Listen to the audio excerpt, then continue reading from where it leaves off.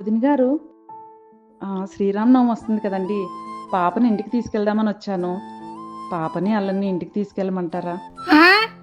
మా ఊర్లో రాములు వారు లేడా? మా ఇంట్లో పండగ చేసుకోమా? అయినా దాన్ని మీ ఇంటికి తీసుకెళ్తే మా ఇంట్లో పనులు ఎవరు చెయ్యాలా? అసలుకే నడువు నొప్పి మోకాలు నొప్పితో చచ్చిపోతున్నా నేను. అది కాదు వదిన గారు. హాస్టల్ నుంచి బాబు కూడా వచ్చాడు. వాళ్ళ అక్కని చూడాలంటున్నాడు.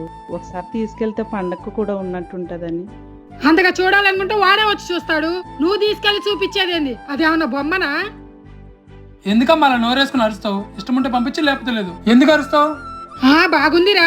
ఏదో గుడ్డొచ్చి పిల్లనెక్కిరిచ్చినట్టు నువ్వు వచ్చి నాకు నీతులు చెబుతున్నావు. అయినా మీ అత్తగారి ముందు నా పరువు తీస్తున్నావు కదరా. అంత నా కర్మరా. ఎలాంటి కొడుకురా నువ్వు? ఏదో పండగ పూట ఆడపిల్లని తీసుకెళ్ళడానికి వచ్చింది. అలాగనే వాళ్ళ తమ్ముడు కూడా వచ్చాడంట. 2 రోజులు చూసేస్తుందిలే. ముగ్గురు కోడబలకొనేగా వచ్చింది. నేను ఆగమన్నంత మాత్రాన ఆగుతారా ఏంటి? వెళ్ళండి. నా సావేదో నేను చేస్తాను గాని నాకు తప్పిద్దే ఇంటి సేకరి. సరే వదిన గారు.